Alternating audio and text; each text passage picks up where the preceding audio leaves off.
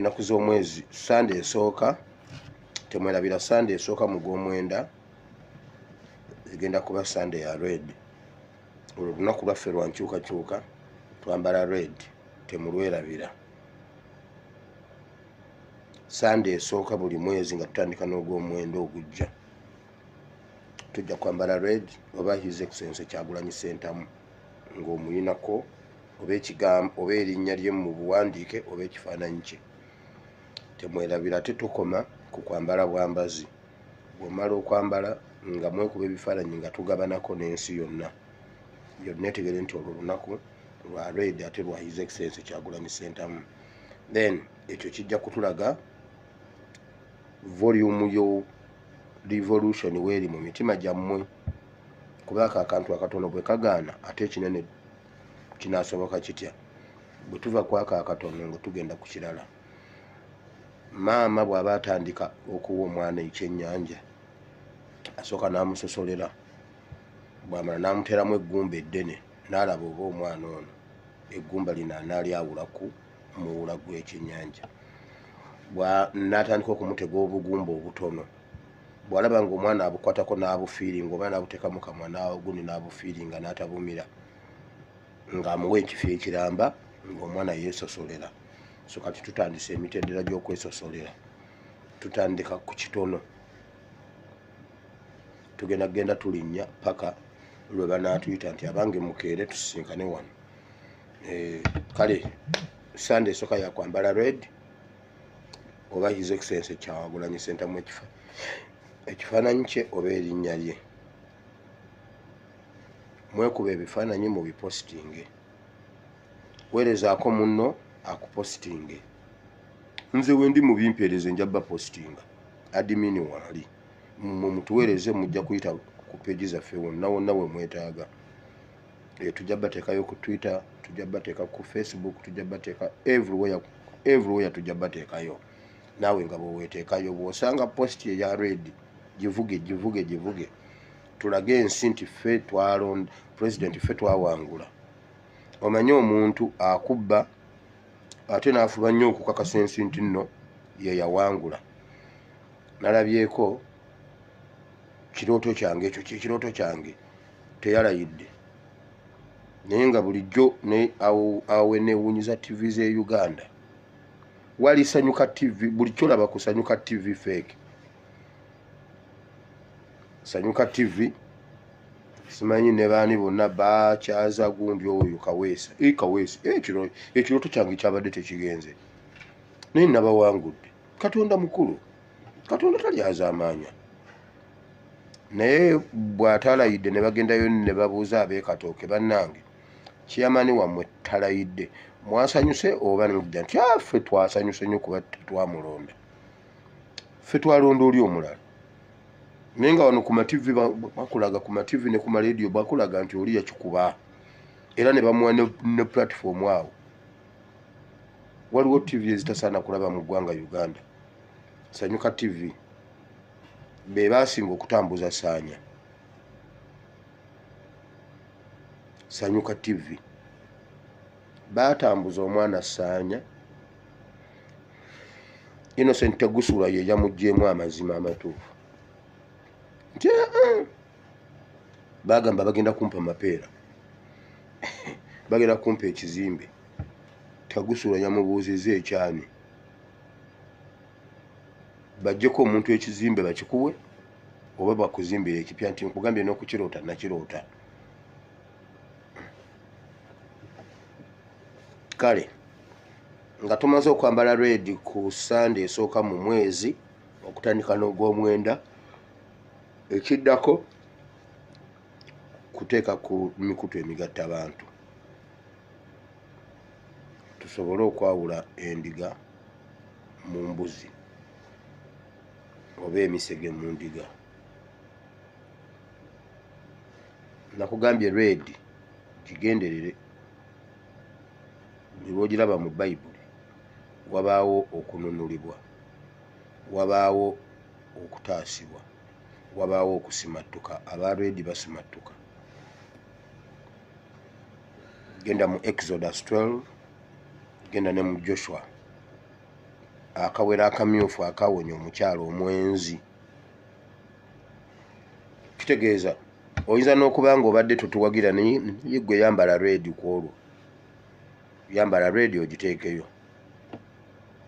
Oyo omukyala teyali mu Isirayiri naye ate newankubadde nga yali weeri ye yawona olw'akagoye akamyufu ke yateeka mu ddirisa. Oyinza okuba nga obadde totuwagira naye ku olwo yambala red.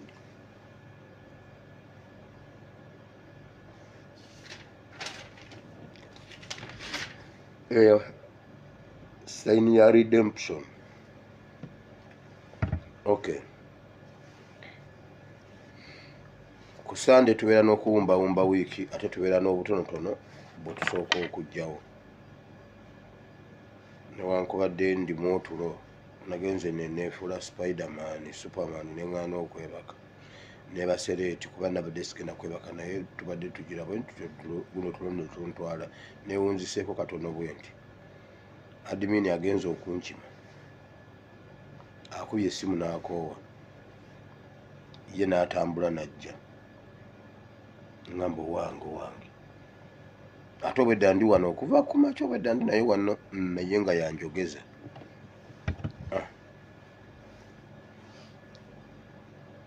Kati otulo two otumanyi munnange tetumanya alirira nnyina. Kakati nsoose n'omwami gwe bayita Zirintuusa. Zirintuusa ono eyasaba Spire Ssentongo obukadde 3 olw'okuba yayogera amazima ku social media. Omwami oyo y'ono mumumanyi. Essaawa yonna bagenda kumuwa obulamuzi mu High Court. Ssaawa yonna bagenda muwa obulamuzi mu High Court.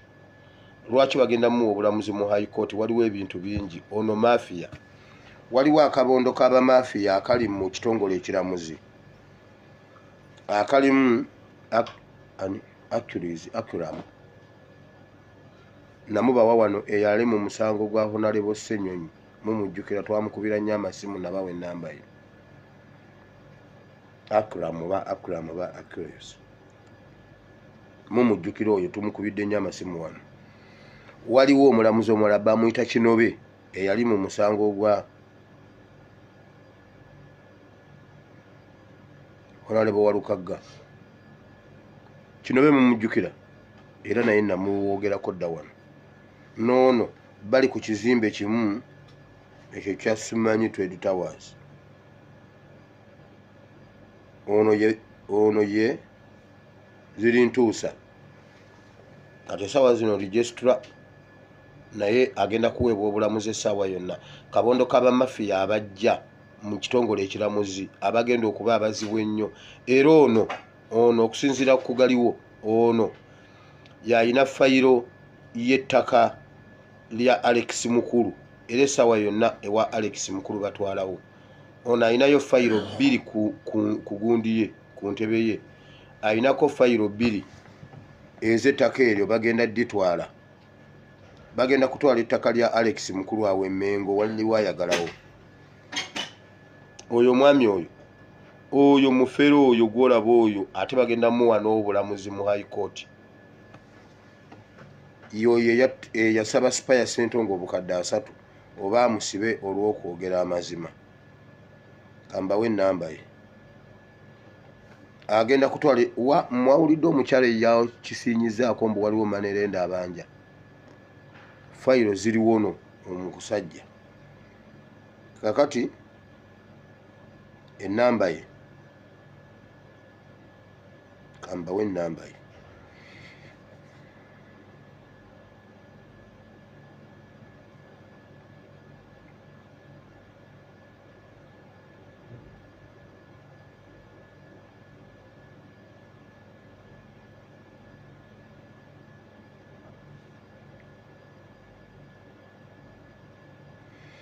Ennamba ye eri 0779 48 64 64 0779 48 48 644 ye namba ya musajja oyo gwe bayita Zirintuusa. Essaawa zino registra wa kooti naye agenda ku bulamuzi bwa high court. Essaawa yonna bagenda muwa obulamuzi bwa high court. Naye ezimu ku fayiro zalina ku mmeeza assignment kutwala ttaka lyani, kutwala ttaka lya omugenzi Alex Mukulu eryo eryawa Emmengo. Simubalaze, sibawadde ennamba ye, temuwummula banange, temuwummula. Ettaka ly'omusajja alitwalawo.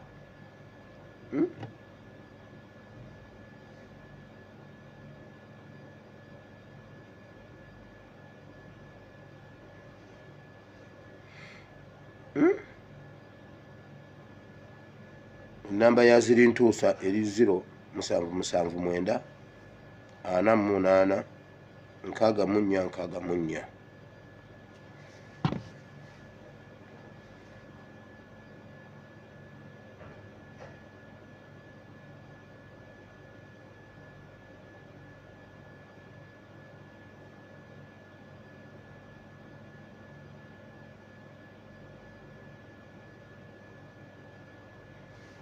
Zirintuusa.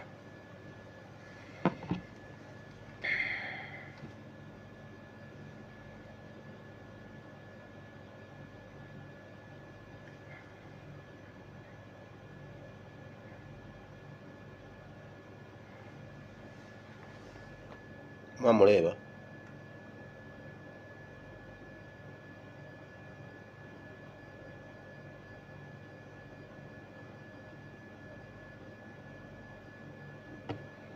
Zirintuusa.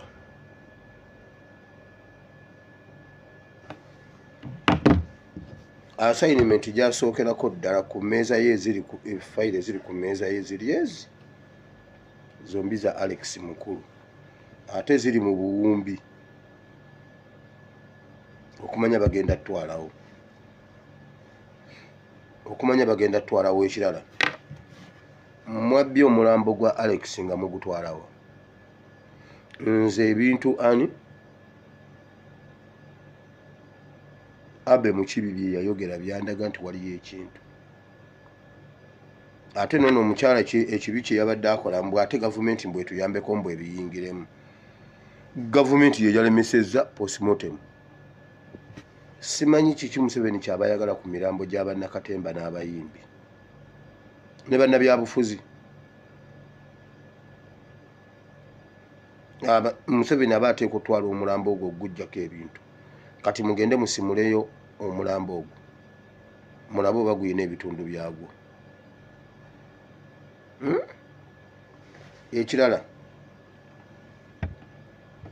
Ekirala kye nnina okuva mu kabano kaabwe, bo bawanuuza nti omuntu yenna alina obusobozi obuziika ne funeral services. Eyo famire eyize ebeera erina erinnya oba ebangagga, eba erina ettutumu. Ebintu bye bakola ku mulambo ogwo ebiri spiritual bitwala ettutumu n'amaanyi gali ge baba baagala mu famire eyo, teddamu kuvaamu muntu mulala. Eyo fayiro ngirina wano ku mmeeza okuva mu kabano. Kati njagala okubuuza, ebiseera ebisinga n'abo be mulabako abo ababeerako muno nga aba funeral services baba babaleeseko nga bantu balala, babeera traditional, babeera spiritual. Byonna ebikolebwa ku muntu oyo byonna biba spiritual, nga balina kye beetaaga. Ettutumu lya famire eyo Museveni akuŋŋaanya ettutumu lyonna lyalina terimumala. Baagala byonna nga batwala essente baloga famire, teddamu kwatagana, balogera ku mulambo ogwo. We baba baziise tewaddamu kukwatagana, wateekwa okweyawulamu, tewaddamu kuvaayo muntu mulala. Mu eyo famire ettutumu eribeeramu bagenda nalyo ku olwo.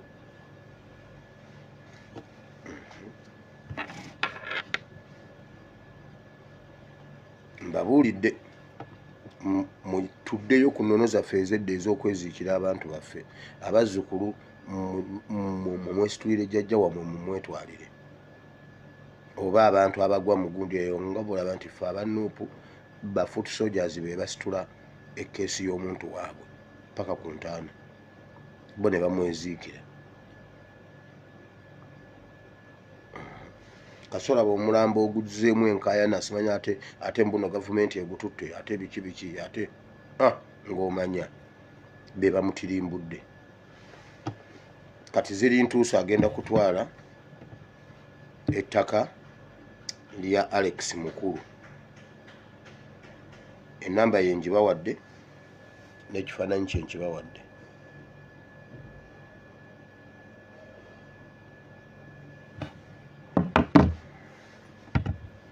Kale nange ndi wano ku bitale Wandegeya ku biroozi nsabe kale tulabe.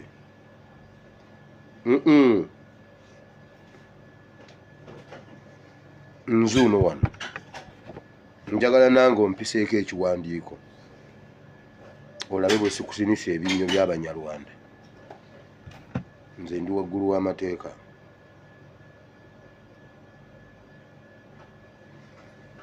Ate nzo nnyumizaago agaboozi. Bw'oba weeyita omusajja nange nkuba fayini kale. Abeeyita abanene bemmenya, abeeyita abanene bemmenya.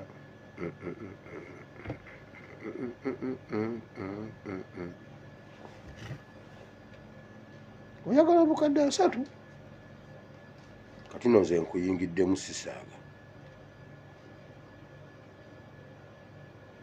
Omanyi gye risaaki ono ndi ku mmeeza zammwe. Ani yafunye ebikwatagana ku ono omwami?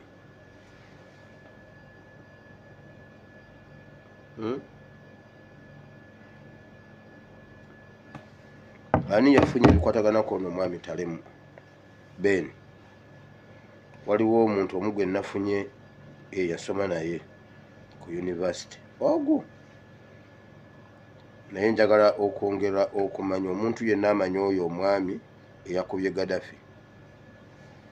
Oyo omwami oyo tumwetaaga, tumwagala essaawa yonna. Ng'olina ebimukwatako, olina ennamba ye y'essimu, please inbox me.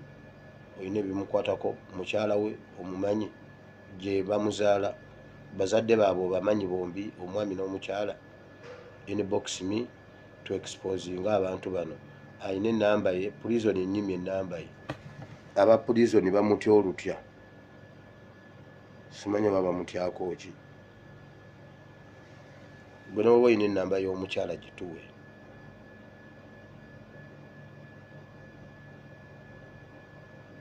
Atubuulire yakubidde ki omwana waffe ali mu prison ate.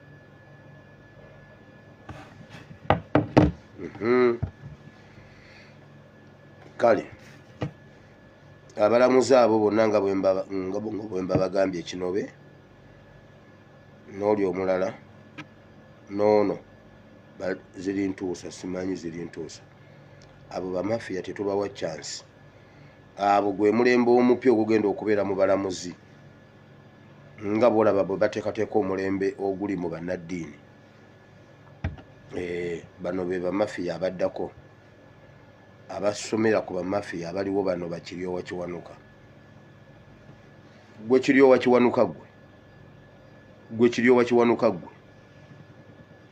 wegendereze.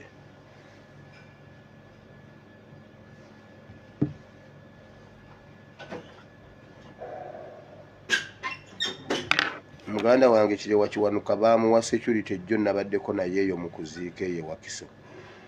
Nabaddeyo. Waliwo omwana gwe twasoma naye yafiiriddwa maama we. Twabaddeyo mu kuziika. Nkugambye Kiryowa Kiwanuka. Bannange Museveni alina engeri gy'apikaapika omuntu, naye Kiryowa Kiwanuka ng'atuuka osobola okugamba paapa yajja. Kiryowa Kiwanuka tujja kuddamu tusisinkana awantu awalala lumu. Tujja kufundawo nze nkubuulira.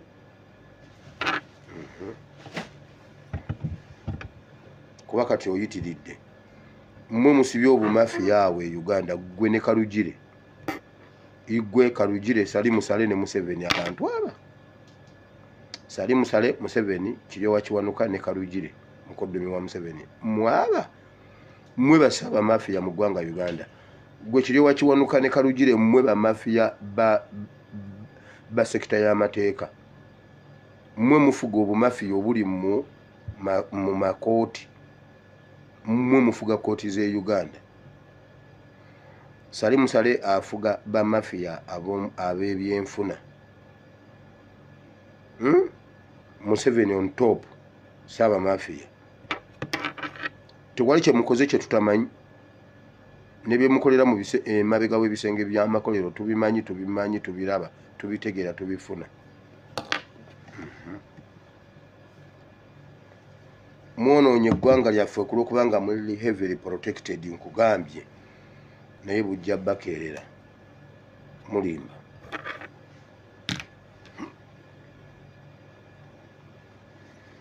Katumba Wamala wegendereze bye walidde nga owummula amagye.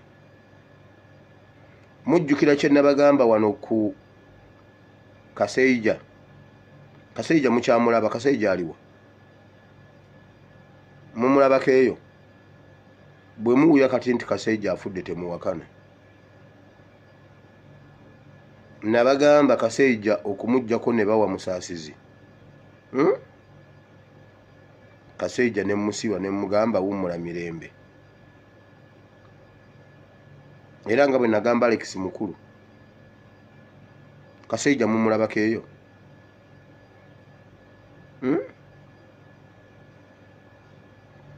Katumba Wamala genda weekebeze ate weejjanjabe mangu. Samuel Kidingi tosagadi oli mu target sawa yonna bakutwala.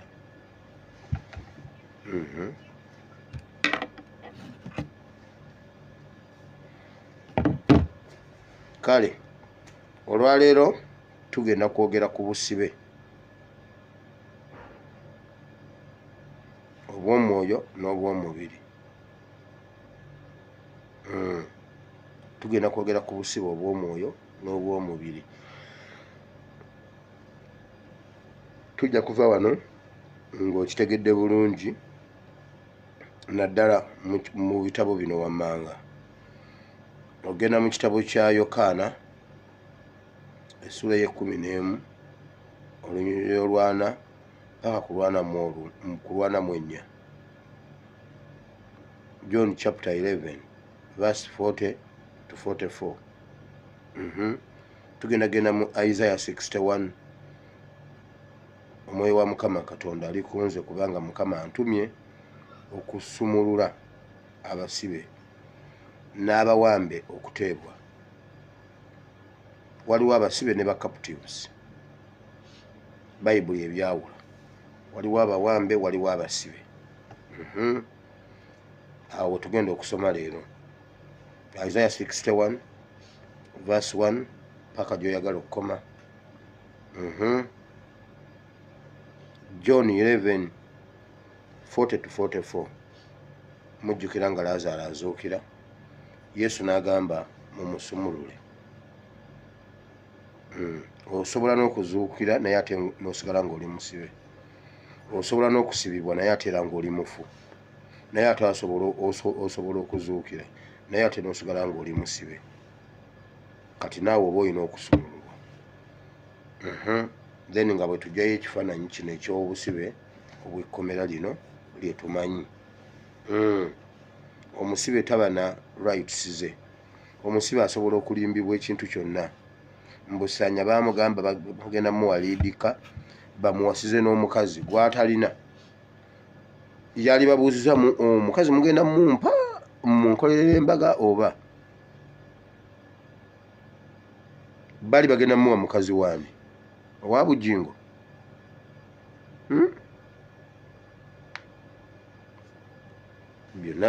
Byonna tebitegeerekeka. Kale katuwumbewumbe wiiki twatandika ku lunaku olw'Essande nga tugamba tugezese buli kintu kyonna Bayibuli kyetugamba okukola. Ne tugenda mu Numbers nga Bayibuli egamba Musa kola amakondeera 2 Numbers chapter 10 from verse 1 to 14. Weekolera amakondeera abiri ojja gafuwanga ng'omulabe ng'olina ky'olabye oba ng'olina ky'ogamba Isirayiri. Bw'onoogafuuwanga bajje, bw'onoogafuuwanga okugalaya bajja kumanyanga nti batambula kuva awo basimbule batambule bagende mu destination yaabwe eya nsi ensuubize. So okununulibwa twagamba tukozese byonna Bayibuli byetugamba. Mu byetugamba mulimu ekkondeere effe kye tuyita vuvuzera, mulimu amaanyi mu vuvuzera. Ne tugenda ne mu Basesalonika, ne tugenda ne mu Basesalonika ekisooka essula 5 olunyi lw'16 paka ku 22. Awo nawo nga Bayibuli etugamba tusanyukenga mu buli mbeera yonna, tetusibanga omwoyo, tetukkiriza okuziyiza omwoyo. Era Bayibuli egamba tetuziyizanga bannabbi ba Katonda. Era awo wennyini Bayibuli eyongera n'egamba twewalenga obubi bwonna n'engeri y'obubi yonna, ate tusanyukirenga mu buli mbeera, twagalenga nnyo Mukama, twagalenga nnyo Katonda newankubadde embeera ebeera mbi oba nnungi, kuba Bayibuli egamba mu mbeera zonna oba mu mbeera yonna tusanyukirenga Mukama. Ekyo nakyo kitusumulula okutujja mu busibe. Then tukozese byonna Bayibuli byetugamba, omuli n'okusaba, omuli n'ebirala, ne vuvuzera tuzijjeyo. Kubanga Isirayiri yazikozesa nnyo era ne zikola, ziri tested. Bayibuli egamba ne ku lunaku lw'enkomerero ffenna lwe tukkaanyaako nti no weeruli, Abayisiraamu balulina, Abakatuliki balulina, Abaprotestanti balulina, abalokole tululina, Abasevensidde tululina, balulina, ate n'ab'ebyobuwangwa balumanyi nti no gye luli. Ekitegeeza nti terubuusibwabuusibwa. Olwo olunaku Bayibuli egamba nti ekkondeere lye lijja osooka okuvuga, abafu abafiira mu Mukama waffe balyoke bazuukuke, bo baveeyo. Bwe bamala okutuuka wali mu bbanga, Bayibuli egamba n'abali baabalamu nabo bakyusibwe, bambazibwe omubiri ogutafa, nabo basitulibwe. Olunaku olwaddako twali mu Jeremiah chapter 20 from verse 1 to 18. Wano twali tulaba Yeremiya bwe yakubwa Pasukuli mutabani wa kabona. Yakuba Yeremiya n'amuteeka ne mu kkomera ery'envuba. Olw'ebyo Mukama bye yatumanga Yeremiya n'abyogera eri ensi n'ebibuusabuusa n'ebikubamu ebituli, ne bakwata Yeremiya ne bamuggalira. Ate nga Katonda asigala akyamuwa ekigambo nti yongera ogambe bw'oti. Yeremiya agamba n'ayagala okubisiba aleme byogera, naye nga bw'abisiba awulira omuliro mu magumba ge ne mu nnyama ye ng'alina byogera, naye ate ng'ensi ebimusaba tebiraba, ate nga ne Katonda amugamba byogere. N'amugamba kati gamba eyakusibidde eddala oyo mutabani wa Pasukuli nti naye agenda kuwambibwa atwalibwa e Babirooni, era gy'ajja okufiira, era gy'ajja okuziikibwa. Era yongera obagambe bw'oti. Yeremiya n'amutuuka n'awulira nga yalimbwa, n'agamba oba sitwaga emmenyera bwereere. N'agamba nalimbibwa, Katonda yannimba nange ne nnimbibwa. Naye nga yali tamulimbye kubanga byamala ne bituukawo. Then twagenda mu maaso olunaku oluddako, twali mu maanyi agali mu kigambo Isaiah chapter 40 verse 8. Ekyo nno ekigambo mwakitegeera nnyo kuba n'olwaliro mukyakibifaalingako nnyo. Amaanyi agali mu kigambo twagajja eri ne tujja ne tulaba embeera eza bulijjo. Omuntu ayinza okugamba ekigambo nno nekitereeza obulamu bwo, oba nekikujja ku pressure ng'obadde oli ku tension, ng'omuntu n'agamba ekigambo eky'omuntu nga takigenda mu Bayibuli nekitereeza obulamu bwo, naye ate ekigambo kya Katonda tekiisukkewo nnyo. Bwe twamala twali mu kigambo ekirala eky'okwerongoosa munda ne kungulu. Matthew chapter 25 verse 1 to 12. Bayibuli egamba waliwo abawala abasirusiru abataano n'abagezigezi abataano abalina amafuta mu ttabaaza ne mu ccupa. Totambulanga n'amafuta gokka gano agagenda okukola ebintu, beerako ne reserve amafuta ag'omu ccupa gojjuzaawo wali, kubanga abataano bajja n'ag'omu ccupa n'ag'omu ttaala. Bano bajja n'ettaala zaabwe nga ziri fuulu ku mbaga. Anaawasa omugole n'alwawo okujja Bayibuli bw'egamba. Amafuta ag'omu ttaala ne gayaka gonna ne gaggwaawo, entaala zaabwe ne zizikira. Anaawasa omugole n'atuuka.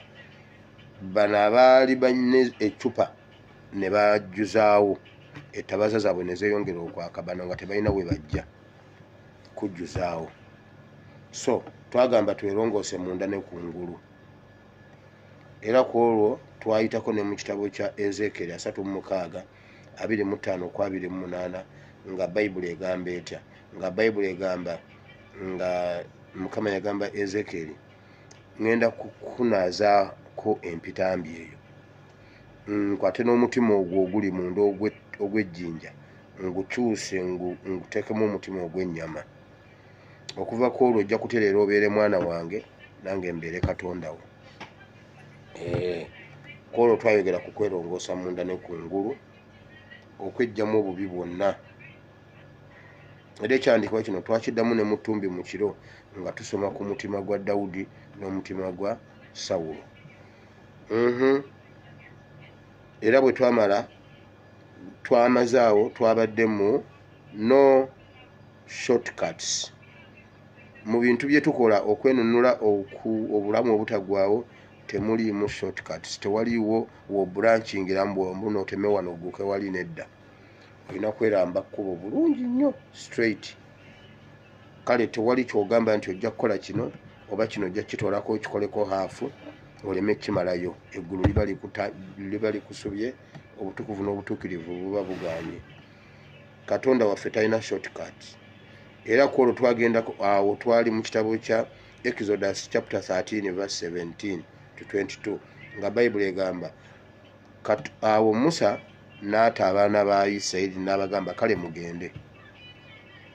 Ne basigala mu ngalo za Katonda. Bayibuli awo wennyini egamba waliwo ekkubo ery'okumpi lye bayinza okusala awo mu Bafirisuuti ne basala wali ne bagenda ewaka. Ne bagenda ewaka. Oyinza okuba nga oli Katwe around ku ssaawa ya Queen, n'oba nga oyagala kugenda Gaba Bbunga Gaba. Oyinza okukomawo bw'oti n'okwata ekkubo eryo lyonna n'ojja ku Kwiniziwe n'okwata Nsambya n'ogenda e Kabalagala, n'okwata Kansanga n'ogenda. Naye ate osobola okubulankinga n'ova e Katwe n'ojja otema wano e Makindye, n'ojja oyita Ekkonge n'ogwayo eri. Shortcut. Osobola okutemera wano ku kitala church n'ogwa waggulu awo e Katwe n'osalamu busazi bw'oti n'ogenda ogwere wa Tom Sembera n'ogwa awo mu kkubo eryo ery'Ensambya n'osala n'ogenda ogwa wali e Kabalagala ku Sheero. Ate osobola obutagwa eri Kabalagala ku Sheero n'osala eno mu Kirombe n'ogwa eno wammanju n'osala awo bw'otyo n'ogenda ogwa emmanju wa church ya Pastor Kiweweesi n'oyambuka n'oddamu n'ogenda ogweri mu Kkonge era n'osala n'ogenda e Munyonyo. Wonna w'oyagala, naye ebya Katonda tebiriimu kusalaasala bw'oti ate ogwe mu Kirombe ate ogende simanyi Gogonya. Nkugambye nze navuga bodaboda mu Kampala. Ekimu ku kyantaasa ennyondo ng'oggyeko Katonda wange okunkuuma. Buli lwe waŋŋambanga nti ŋŋenda wano obwongo bwange nga busooka ne bugendawo. Ne mmanya essaawa zino nsobola okupaakingawo n'asangawo abantu. Era essaawa zino wafaanana watya, waliwo enzikiza awo, tewaliwo omuti gw'amasannyalaze, tewaliwo ttaala. Ne ndyoka nkugamba nti sijja kukutwala. Oba nze ne mmanya nti awo bwe ŋŋenda mmuteeka nga sinnatuukawo kuba waliwo stage ya booda. Oba ŋŋenda muyisaawo tugguke eri. Oba ne nkubuuza oyagala tuyitewa. nongamba atujja yite eno nendaba ng'ompisa mu nzikiza nze nenkuyisa gye njagala okitegedde shortcut tuzaagala naye enzibu zimaze ababodaboda asala wano kiriraawo nedda kiriraawo mugenda otuuka nga mulina okuva ku boda ate mugisitule gw'ositula boloda bwoti mbuno ogisiba embuno ogibuusa mbu omwala ne bakuba ennyondo ku mutwe ekyo kiyambako nnyo bw'oba onoovuga boda mu Kampala olina okuba ng'omanyi Kampala n'emirirwano olina okuteeka amafuta mu pikipiki n'ozunga Kampala nga tolina gw'otwala n'ozunga waggulu eyo kyebando yenna n'omumanya kyebando kisalosalo simanyi ku kyerisa simanyi wa yonna n'ozungayo eyo olina okuba ng'omanyi nti nsobola okuyita wano n'engoye egindi nsobola okuyita wano n'engoye egindi nsobola okuyita wano n'enkola bwe nti nsobola oteekamu full tanka n'otambula Kampala yenna ngenda Kyengera Wakimese wa wonna Kyengera Mugongo wa ng'omanyiiwo otuuka bwe wati ne bwe wati otuuka bwe wati ne bwe wati oyisaawo kati olina okuba ng'omanyiiwo wonna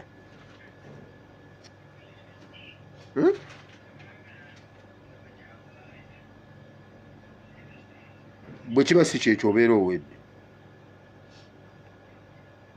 ate abo abakutwala eyo baba bagaba ssente boda naawe 5 konge 5 kati gwe oluwulira 5 ng'okuva ku makya olwo omanyi olinamu 3 gundi obuboona ofune 8 kubanga obwongo bwo buba bwagasa edda era kasito mu boda n'owulira omuntu asooka ssente boda 8 gindi tugenda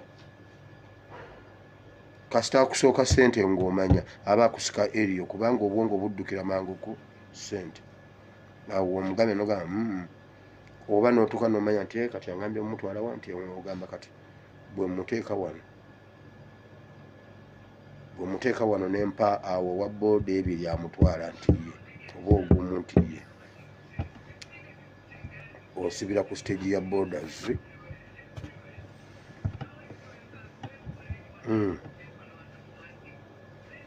esatu makindi ekizungu tugende osibira ku kooti nomugambako nze nkoma wano shortcut nzibu nnyo mu revolution tewaliyo shortcut tugenda kweramba lujja paka lwe tunaatuuka gye tulina okulaga ebyobwerere bissa abantu bafiiridde mu bintu bye okugema simanyi okugema kw'ekikungu simanyi olusiisira lw'okujjanjaba okw'obwerere agalwadde ge mujjayo mugamanyi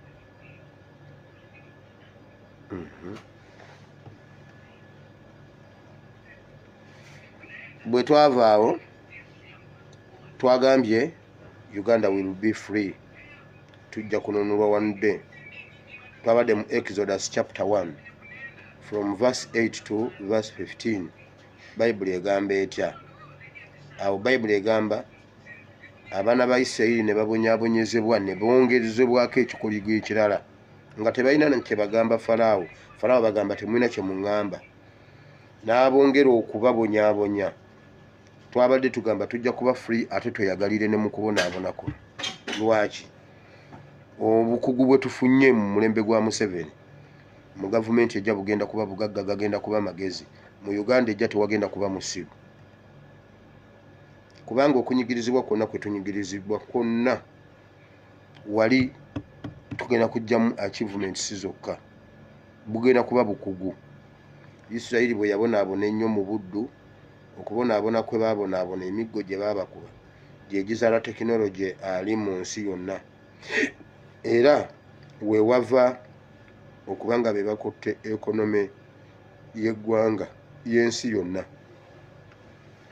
waliwo olutalo luli lwe baalwana ne Iran ekyakkakkanya Iran ogamba banange tukkaanye bayingira mu byuma byabwe mu data waabwe ne babajjako banka zaabwe Central Bank ne bagitwala nga governor talina kyalaba ku records zaabwe buli muntu nga buli muntu tasobola kulaba account balance bw'alina ku account ye wabula Isirairi ne wa assurance ne bagamba tetugenda kukwata ku ssente zammwe naye temuziinako access era baba kwagala zitwala zonna ssente ezaali mu Iran zonna baali zitutte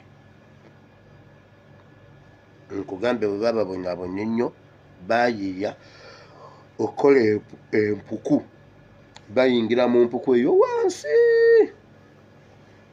ne bazimba n'okuba ekibuga kyonna n'okuba ofiisi zaabwe n'otakwasaamu muntu n'ogwo bayingira mu kizimba ate ne bakiyitamu ne bayingira mu ttaka naye ng'okufuna misaire eyinza okubalula enkokoto eyo ate era bazimba ne bagiteekawo ng'era eri bullet proofed nga ne bw'okubawo intercontinental ballistic missile tesobola kujaabya ne bakugamba ekibuga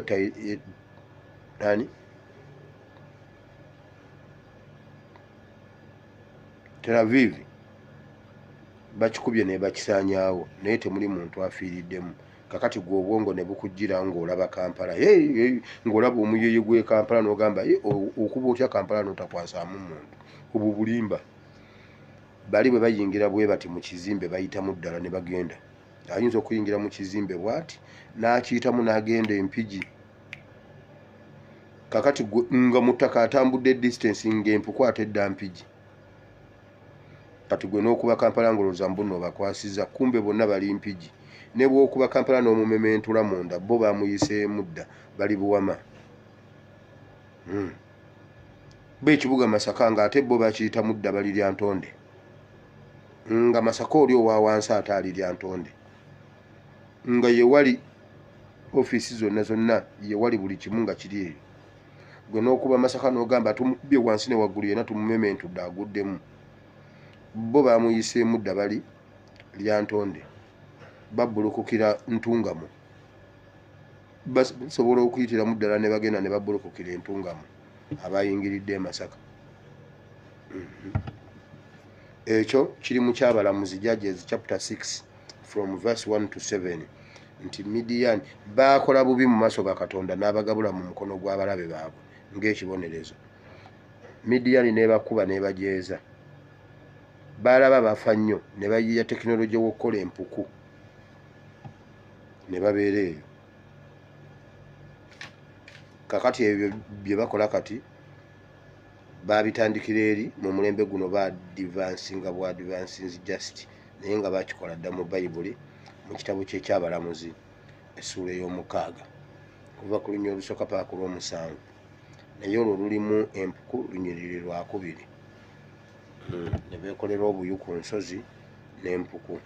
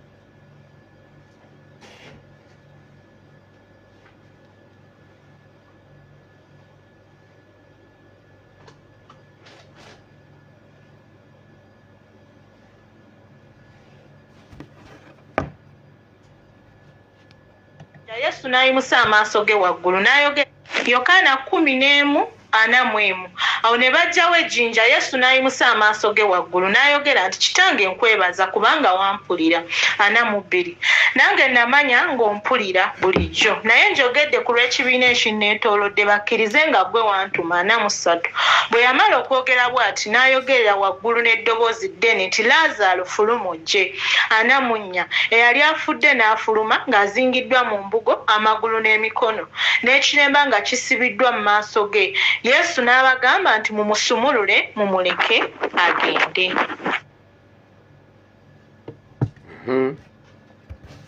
Tuli ku busibe obw'omwoyo n'obw'omubiri. Omuntu osobola okulokoka n'obeera mu kkanisa naye ng'oli musibe. Okuzuukira kwa Laazaalo kukiikirira okulokoka, naye n'amala okuzuukira Bayibuli egamba nga omutwe gusibiddwa ekiremba oba nga bamusibye n'akaba n'amagulu. Yali mufu naye ate nga musibe, ng'era bw'okimanyi nti basiba omulambo, naye n'azuukira naye era n'asigala nga musibe. Osobola okubeera mu kkanisa naye ng'oli musibe mu mwoyo. Nga bw'olaba bwe tuli mu Uganda nga tetuli basibe mu makomera naye nga tuli basibe. Buli munnayuganda yenna musibe. Nkuwa ekyokulabirako. Omusibe mu kkomera gy'ali taweebwa kyayagala, tafuna kyayagala. Bamuwaako katono buli kintu. Sanya yatugambye ne tooyi yokka obutooyi okukkiriza okugenda wali ku tooyi. Akola ku tooyi ekisooka olina okuba nga wamuwadde edda ebindaazi, nga wamuwaddeyo ku ssente, wamuwadde ku bintu byo, wamuwadde kamereko, n'alyoka akukkiriza obeera wakatuulayo bwoti ku tooyi nga bagamba vaayo. Bwe bagenda okufuna akawunga bakuwa supu w'ebijanjaalo ebitali bisiike, ne bakuwa n'ekiwunga bakiyita bulooka, kibanga ettafaali. Kasooli w'abasibe bamukubirako ebikongoliro, bayingizaayo buyingiza ne bakuba kasooli n'ekikongoliro. Mulya bikongoliro. Mbu bwe bakuwa n'obagamba nti banaye munyongereko ku bijanjaalo, nga bakuwadde obujanjaalo 2 oba 3 n'obagamba munyongereko, bakuteeka ku bagenda okulima ne bagamba genda gye biva, genda olime ebibyo by'onoolya. Bwe bakuwa supu gw'otwala, bwe bakuwa akajanjaalo kamu era koolya, bwe bakuwa 2 bw'ogenda nabwo. K'oyombera ebijanjaalo ng'omanya genda kulima. Ekiwunga tekiriika. Obusibe bwe butyo bwe buba. Naawe ali ebweru eyeevugira boodayo akola emirimu gyo, abaana tebalya kye baagala, naawe tolya ky'oyagala. Leero lwa Sande bameka abalidde ennyama? Kubanga Uganda yedda olw'Esande lwabanga lunaku lukulu nga luba lwa nnyama, oba oyagala oba toyagala. Emmere nga bagiwaata lwa 6, esula bagiwaase, nga muteekwa kulya nnyama oba engege. Bameka abagiridde? Buli omu ky'obadde oyagala okulya si ky'olidde leero. Nze sinnaba kulya.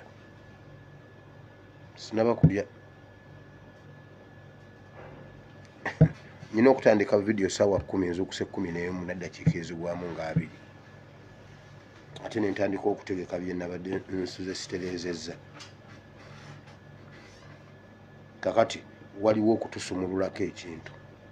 Either tuli basibe mu byenfuna, tuli basibe mu by'obufuzi, gwe mulonda si gwe balangirira, gwe mwagala, gwe mutayagala ate gwe balangirira, gwe mutalonze. Obwo busibe.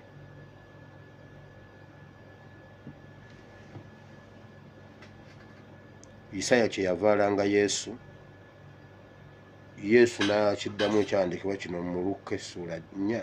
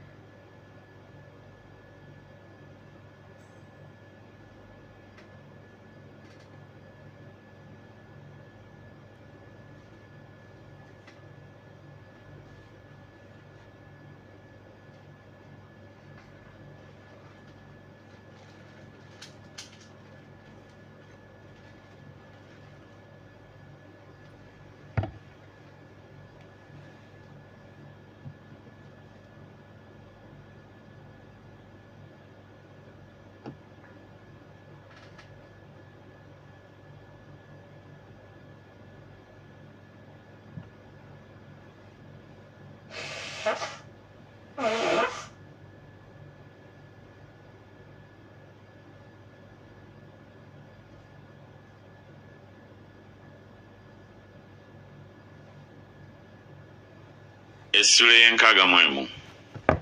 Omwoyo gwa Mukama Katonda guli ku nze, kubanga Mukama anfuseeko amafuta okubuulira abawombeefu ebigambo ebirungi.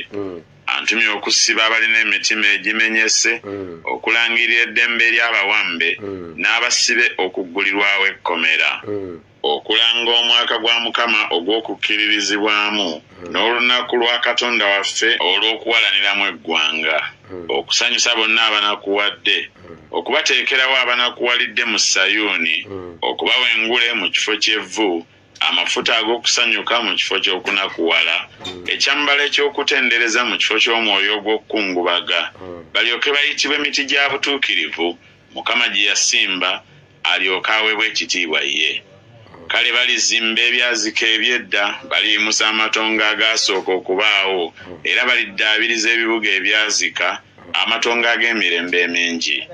Era bannaggwanga baliyimirira ne baliisa endiga zammwe, n'abagenyi be banaabalimiranga, be banaabalongooserezanga emizabbibu. Naye mmwe muliyitibwa bakabona ba Mukama, abantu balibayita baweereza ba Katonda waffe, mulirya obugagga obw'amawanga, ne mu kitiibwa kyabwe nga mulyenyumiririza. Mu kifo ky'ensonyi zammwe muliweebwa emirundi 2, ne mu kifo ky'okuswala balisanyukira omugabo gwabwe. Kyebaliva babeera n'emirundi 2 mu nsi yaabwe, baliba n'essanyu eritaliggwaawo. Kubanga nze Mukama njagala omusango ogw'ensonga, nkyawa okunyaga wamu n'obutali butuukirivu. Era ndibawa empeera yaabwe ng'amazima bwe gali, era ndiragaana nabo endagaano etaliggwaawo. N'ezzadde lyabwe lirimanyibwa mu mawanga, n'enda yaabwe mu bantu.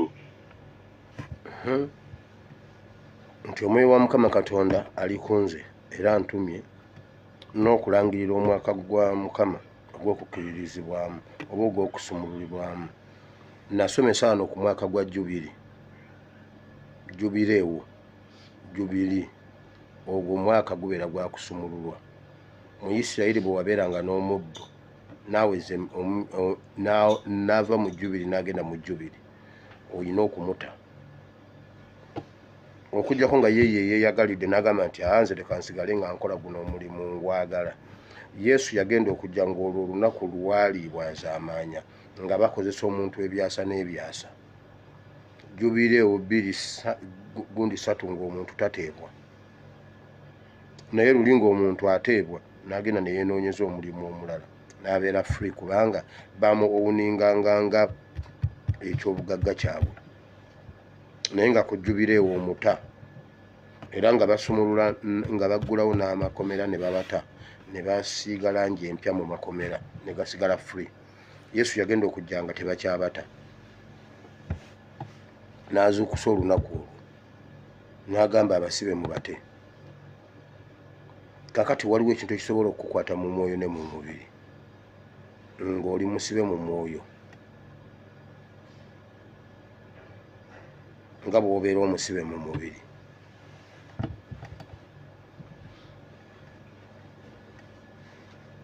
Abantu bangi ng'oli olina by'okola, naye tosula nga bwe wandyagadde kusula. Otuuka mu kibuga n'olaba ekitanda n'omufaliso bye wandyetaaze, naye okubiramuza bwe babikubuulira bwe bati n'omutwe gukumyansa ne gukubobba bwe bwa n'owulira ng'ennyondo. Walyetaaze kusula ku kitanda kiri, naye osula ku ttaka, osula ku kino. Walyetaaze kusula mu ssuuka ziri, naye osula mu zino. Walyetaaze eri bulangiti, naye oyina eno. Akatimba k'ensiri oli mu ka gavumenti, naye wandyetaaze kali akakasiisira akakayumba aka remote. Onigabonyiza oti ne keeteekayo oba ne kejjayo, ne keeyawulamu oba ne keegatta. Obwo nabwo buba busibe. Olwaliro wabadde olina kulya ennyama naye olidde kikomando, n'abamu tebannaba kifuna. Obusibe obw'ebyenfuna, obusibe obw'omwoyo, obusibe obw'ekkomera, obusibe essente ofuna zokka zikuba ezaawo zikumala. Ofunayo za landiroodi na fiizi w'abaana na kulya, tolina kyeweeyongerako. kakati kansooke nziremukko emabega oba nveeko mu kigambo katono nadde nyina byenyina okutandika nabyo byebiki biibino wano binadde nyina okutandika nabyo. Omwana Benita wooli Museveni yeeganye. Museveni yabuuzizza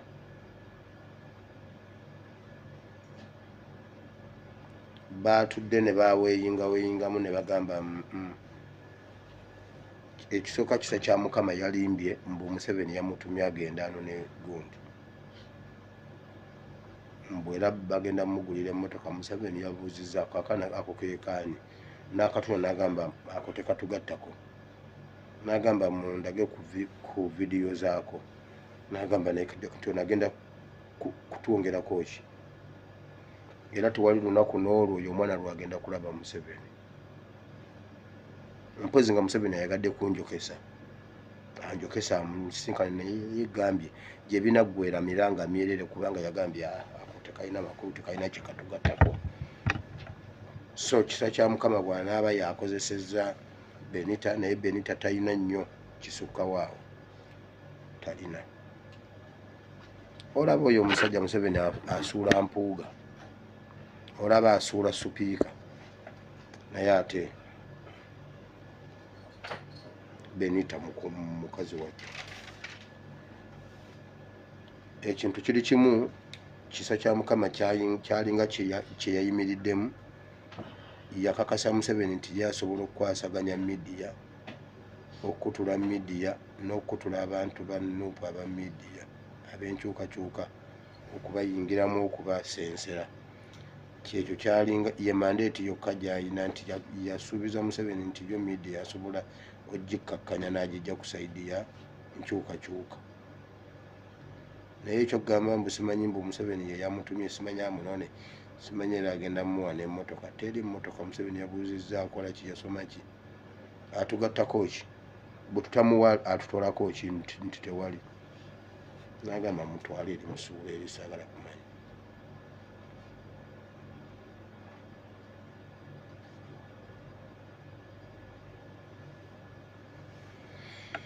Mweyongera okutwitinga. Museveni alina message gye yafunye okuva mu tweet ziri eza Kenya.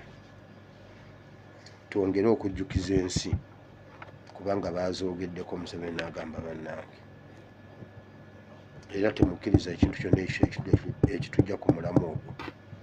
Mutwetinge tuexposinga omusajja oyo. Mugateeko gali amawulire ettemu Museveni lyazze akola mu Uganda Masaka okutta abantu mu Kirindi nagaba kuvira wano jjo era ayagala obuvidiyo obwo osobola okujja mu kabokisi n'embukuwa. Waliwo ababonsabye era mbadde mbubawo. Kale ekkomera ery'omwoyo lyeryo. Osobola okusibibwa ne mu byenfuna, osobola okusibibwa nga tofuna kyoyagala naye ofunako katono akakubeezaawo. Essente bw'ozifuna bwe zifuluma ezo zokka z'ofuna ezikumala kufuna kutwala abaana mu malwaliro. Oluzifuna bw'oti ng'omwana alwala, oluzifuna bw'oti ng'omukyala alwala, oluzifuna bw'oti nga maama we alwala oba taata nga gwe alina ozitoola. Bamala kuwona, bw'awona nga zibula, bw'ozifuna ng'alwala obuba busibe. Bw'olwana n'ozisevingako bw'oti bwepaba nga bakutomera oba nga traffic ekukwata ng'oziweereza traffic ng'oliwo omusango. Kye bayita okukola emmere ya leero eryo kkomera. Ate lirimu omwoyo n'omubiri kuba gavumenti poliisi ya Museveni tulina kufuna zitumala leero, tetufuna ze tutereka. Eza leero z'osobola okulya leero awo wookoma toyongerayo.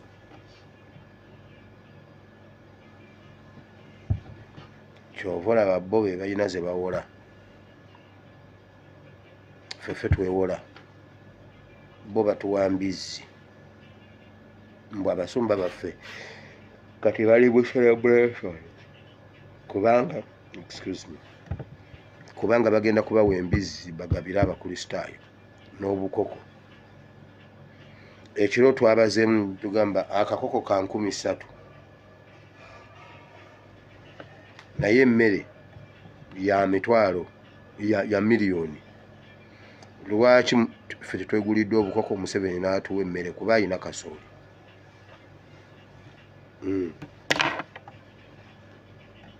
Museveni alina kasooli, lwaki tatuwa mmere ya nkoko? Yatujjako mukene, ye yenna nnyini mukene. Ye yakuba ebirungo. Lwaki ffe tetwegulira enkoko? N'atuwa ekkutiya z'emmere y'enkoko ekkutiya 3 n'eza mukene 2. Ffe ne twetabulira bwetabulizi ne tuwa enkoko zaffe. Lwaki atuwa akakoko ak'essatu? Obwo busibe, shortcut, tetugenda kutuuka. Bayibuli egamba waliwo ekkubo ery'okumpi naye n'abayisa mulyewala. N'amala obatwala n'abawa ebigezo mu ddungu ne baguma. Eddungu likugumya. Mu ddungu oyigirayo Eddungu University obaako by'oyigirayo eyo mu ddungu by'otajja kuyiga ng'oyise wano mu shortcut. For example, ffe bazadde baffe nga tebaliiwo tweyimirizaawo, naye abo bazadde baabwe nga tebaliiwo abo abaatuwamba. Museveni n'amala afa kati mu mwaka omulala gumu oba tokyayinza kuddamu kulaba mwana we n'ogwo, kubanga abaana be bayimiriddewo ku ye yayimirizaawo abaana be, waatali tebabaawo. Naye ffe twatandika okwetakulira nga tukyali mu ggi, ne tutandika okwetakulira ne tubeeza bazadde baffe bayimiridde ku ffe, naye ate abaana ba Museveni bo bayimiridde ku Museveni. Ate ye Museveni ayimirizaawo abaana be, ffe ate ffe tuyimirizaawo abazadde baffe. Kati eddungu eryo bwe tutuuka ligenda kubeera productive food,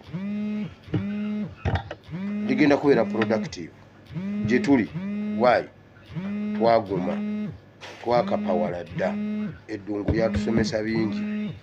Nakugambye Isirayiri yagenda okutuuka nga bye yakola mu buddu bwe babikola ewaka ewaabwe, baba balina okufuga ensi yonna, oba oyagala oba toyagala.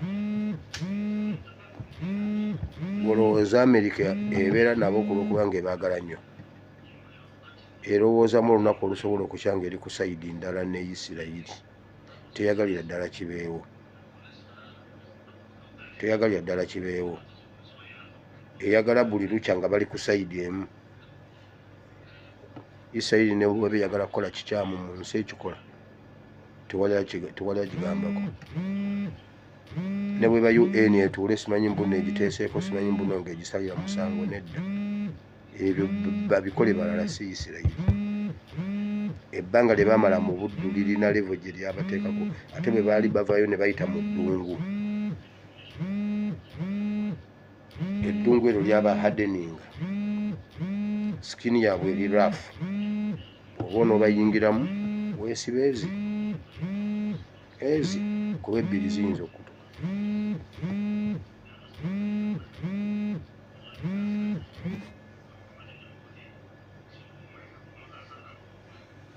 Wangi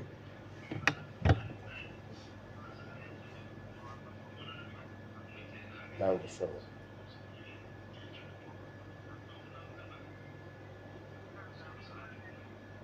Nsanyusa okuwuliza sawa.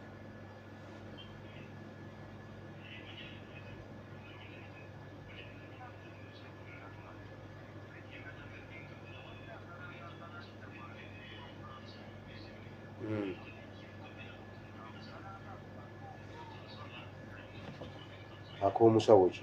Nze sina musawo. Omusawo w'ekinnansi.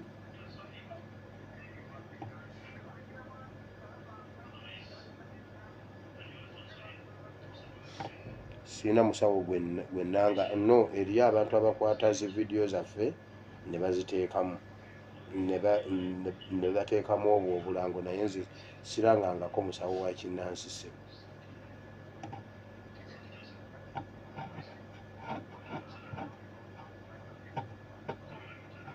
Kale se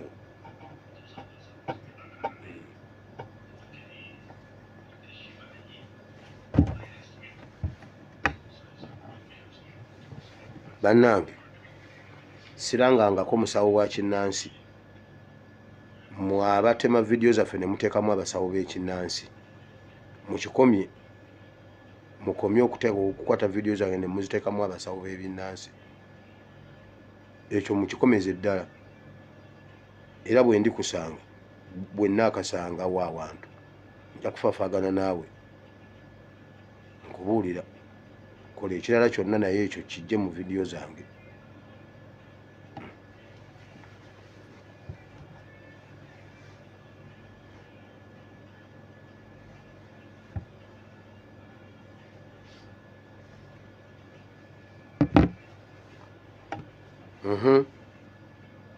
tuli mu Isaya 61 nga Yesu yajja okusumulula abasibe n'abawambe.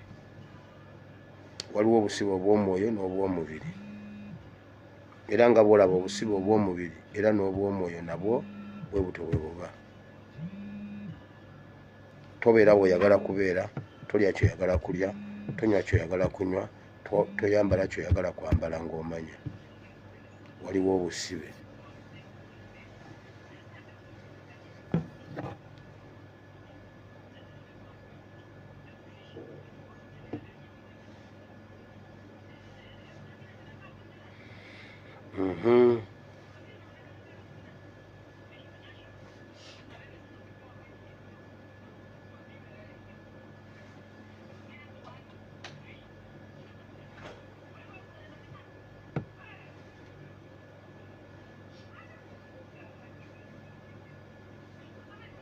Yokaana 10:41 awo ne bajjawo ejjinja Yesu n'ayimusa amaaso ge waggulu n'ayogera nti kitange nkwebaza kubanga wampulira. 42 nange namanya ng'ompulira bulijjo naye njogedde ku lw'ekibiina ekinneetoolodde bakkirize nga ggwe wantuma. 43 bwe yamala okwogera bw'ati n'ayogerera waggulu n'eddoboozi ddene nti Laazaalo fuluma ojje. 44 eyali afudde n'afuluma ng'azingiddwa mu mbugo amagulu n'emikono n'ekiremba nga kisibiddwa mu maaso ge. Yesu n'abagamba nti mumusumulule mumuleke agende. Azuukidde naye musibe omutwe n'ebigere, obeera tolaba. Abantu abasinga betugamba bannaye kino kijja nga tebakiraba. Bannaye bino bigenda kuba bwe biti, kino kijja amala kituuka mu kubanga balina ekintu ekikyabasibye mu nsi ey'ebyobufuzi. Bannange Museveni mutemu. Gavumenti jangu otuyambe nga bwe yayamba ki? Nga bwe yayamba ki? Buli kintu Museveni kye yasangawo kye yatta kati ate alwana kikomyawo. Wano bw'aba agaba PDM agamba abantu b'ekitundu mwekwate mukole sako nga mukola omulimu gumu. Bwe muba mwagala kulima watermelon mwekwate wamu mugulewo sako muweeyo proposal yamwe mugenda kulima watermelon babawe PDM. Ebyo byennyini bye yasangawo cooperatives. Mwekwate wamu nga mulima mmwanyi muli ba coffee growers era n'emmwanyi zammwe tujja zigulirangamu gundi. Naye nga yabijjawo luli mu privatization n'akuba cooperatives n'aziteeka wansi. Kati ate agamba cooperatives. Yakwata amakolero n'agajjawo kati ate agamba industrialization. Ate nga luli ye yabitunda byonna n'abitunda e Rwanda, byonna n'abitwala e Rwanda. Uganda n'esigalirawo mbwa free economy, free economy, free economy. Kati ate y'omu industrialization is the way to go. Ge wasangawo galiwa, ozimbye galiwa, tewali. Kati ate lwabo gali mu kuwandiika cooperatives za mmwanyi nga be baabijjawo mbu cooperatives zibba abantu. Kakati ogundi ozikomezaawo okutubba oba wezijjawo okutubba. Ku bibiri ki kye wakola? Wezijjawo okutubba nga luli wali tosobola kutubbira mu cooperatives. Oba kakati omaze otubba toyagala zituddiza. Abaamata babeera bokka mu mata babawe ssente. Ekyo kye kitegeeza cooperatives. Kati ku ffenna ani asiruwaza?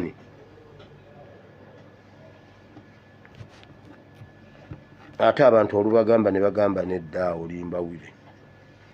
Bayibuli egambye balina ekiremba ku maaso n'amagulu gaabwe masibe. Buli wolaba nga tomuvinga otambulira, you are rotating around the same mountain, tovaawo bwe wabadde eggulu wooli leero esente ne bwozikola ne bwozisavinga tezikola ki, ne bwozi investinga tezivaayo, ne bwozisavinga tozirabako, ne bwozi investinga waakiri poloti togula empewo. Waakiri ogula empewo ezo ne zifa, ate n'osasula okuva mu musango ogwo. Awo wonna obeera awo, obeera musibe nga tomuvinga. Waliwo omwana omu eyaŋŋamba yagula poloti, omusajja omulala najja n'agigula n'akubawo bulooka empitirivu, n'agiva ku nsonda n'agituuka ku nsonda, wonna nga waliwo kituli. Baakubawo bulooka ttanuulu namba ne bazookya ne bazitwala. Mu poloti ye ne wasigalawo ekituli ekinene. Poloti bwetyo neefa yonna. Nga ne bwagirwanira n'agiwangula era talina kyayinza kukolerawo kubanga basimyewo yonna kituli okuva ku nsonda okutuuka ku nsonda, mu Maserengeta, mu Makkirira ne mu bukiikaddyo bwonna bwonna okwesayidi, nga bagitema bulooka ne bagikuba bulooka okuva eno paka eno n'okuva eno paka eno, wonna nga waliwo kituli, nga balinga gye baasimudde yonna ne bagitwala.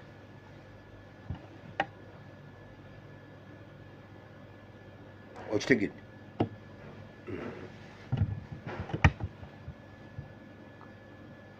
Waliwo ekkomera ery'omwoyo n'ekkomera ery'omubiri. Ebibeera mu kkomera ery'omubiri bye bibeera mu kkomera ery'omwoyo. Waliwo n'olumu lwotebwa mu nsi ey'omwoyo nga just oweereddwa beyiro oba bondi ng'olina okukomawo okulipootinga, nga wonna bwe baagala bakukima. Naye bwe tuba twagala okuteebwa tubeere free forever and ever, so si kutu wa beyiro ate tukomewo, kubanga otunula mabega n'ogamba wabula omwaka bwe guti ogwo nakikuba kuba buli kye nakola, buli kye nakwatako kyalaba omukisa. Wali ku bondi naye ng'olina okudda okulipootinga. Ensi ey'omwoyo naye egaba bondi oba neekumma bondi n'obeerayo. Buli ssaawa obeera mulwadde.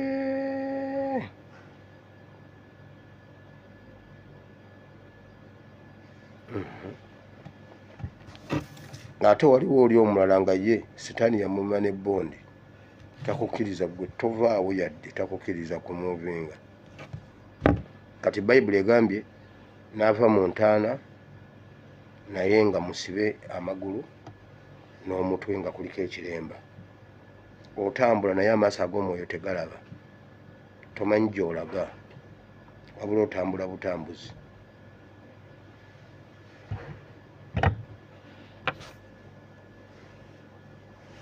Tugenda kusaba okuteebwa to be free forever. Mukama Katonda omulungi ow'ekisa abawe omukisa,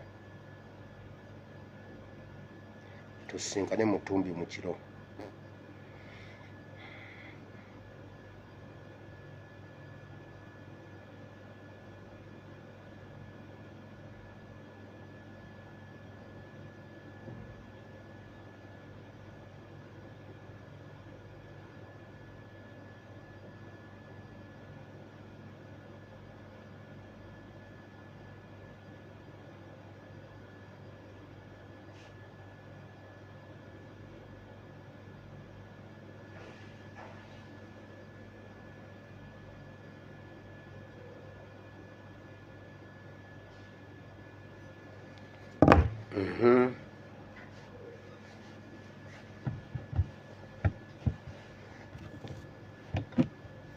Mukama Katonda abawe omukisa n'ebigambo ebyo bannaye. Ekigambo tekiwedde mulowooza. Aba takisi enkadde enkya temuteeka takisi zammwe ku kkubo, mukube ku +974 33 93 96 39 tubabuulire takisi ezo tuzeetaaga. mugenda kufunamu empya nga temutaddemu kirala.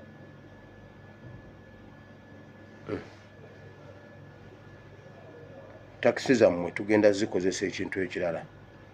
Bwe muba mwagala zikozesa mumekinge sure nti muggalawo ekkubo ate temuzijjaawo. Gavumenti mugirage nti mugisobola. Ekirala, gavumenti bw'oba ogamba nti oyagala kuggyawo emmotoka enkadde, soka ku bimotoka bya gavumenti. Gavumenti yeesinga ebimotoka ebikadde, nabyo ogenda bikwata.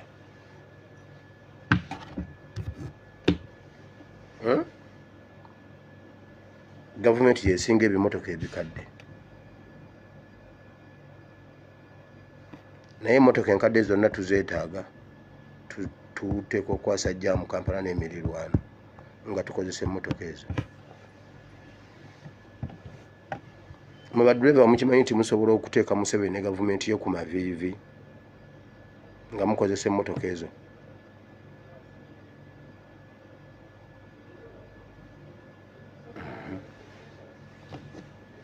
Ffe muzituwe era njagala okwebaza abeewandiisizza abazituwadde. Tuli ku +974 33 93 96 39. Awo ojja kuba otufunye. Weebale nnyo Katonda wa Ibulayimu ne Isaaka ne Yakobo, tukebaza olunaku lwaleero n'olw'ekigambo kye ekitukuvu. Mukama tusaba okuteebwa. Waliwo abantu ng'amagulu gaabwe masibe, waliwo abalala nga basibiddwa mutwe. Bayibuli egamba Laazaalo n'azuukira naye ng'asibiddwa ekiremba ku mutwe gwe. Naffe Mukama tusaba okusumululwa n'okuteebwa. Abali mu kkomera ery'omwoyo n'ekkomera ery'omubiri tusaba okuteebwa. Otusetinge free mu linnya lya Yesu, mu linnya lya Yesu, mu linnya lya Yesu.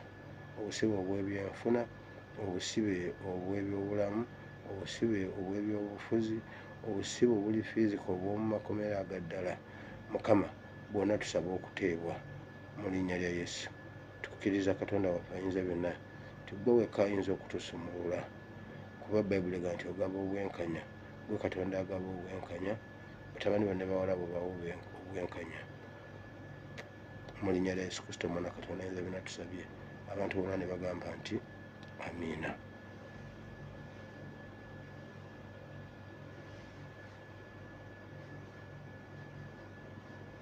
Wano nno sikyabeererawo comfortable bannange. Waliwo ebiri emabega w'emizindaalo. Wentuula wano wentudde, wentuula okukola program sikyabeererawo comfortable.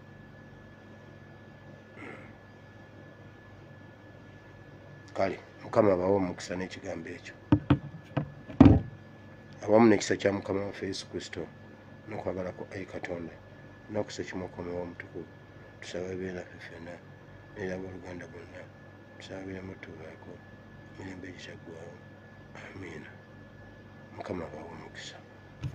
Mubeere bulungi, mweraba. I sign out.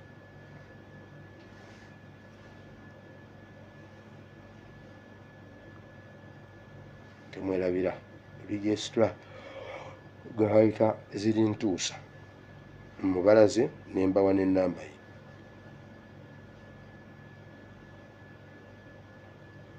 Tumubanja obukadaaga bwe yali ajjuzi. Agenda twala ettaka lya Alex Mukulu.